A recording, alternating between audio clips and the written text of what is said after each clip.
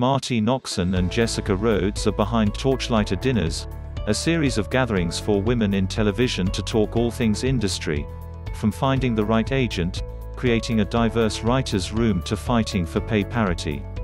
With the ongoing coronavirus pandemic, the duo, who became close friends after executive producing together Sharp Objects, took their intimate gatherings to Zoom for ATX, where they invited a group of top showrunners and up-and-coming writers, Tanya Saracho, Vida, Nichelle Tramble Spellman, Truth Be Told, Janine Nabers, Atlanta, Jenniffer Gomez, Vida, Sarah Acosta, Second Wave, and Erika L. The Good Lord Bird, to share best practices and common experiences as women in Hollywood.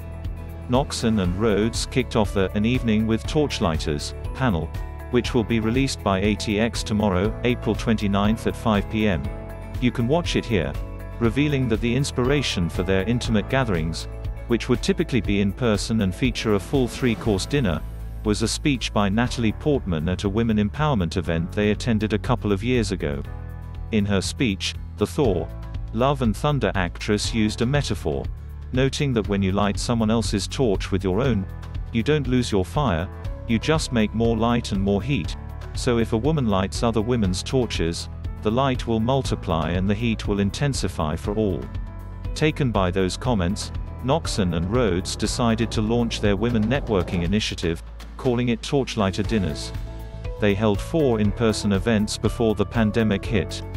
We weren't talking about our wages, our deals, our efforts to diversify our staff or hire more female directors. We would talk about that in line to get our coffee when we bumped into each other someplace and we just scatter, Noxon said. Our intention is to expose people to each other and try to jump-start these conversations, which might be a little bit difficult but have to happen. The hour-long conversation saw writers reflect on how they often were one of the few black people or people of color in a room, and how that lack of representation inspired them to seek out mentors, agents and managers who looked like them, and as a result learned their worth. Johnson, who served as executive producer on Queen Sugar, said that the mentality of feeling special for being the only black woman in the room was a setup, so you're not pushing back or wondering, why am I the only one in the room? As a result, she helped launch the entertainment networking group Black Women Who Brunch to expand and connect the network of black women in the industry. During Noxon and Rhoades' Torchlighters dinner discussion, women spoke freely about their experiences coming up and succeeding in the television realm, as well as the many obstacles they have faced. Saracho and Gomez reveled in the authenticity and effortlessness of the all-Latina writers' room on Vida.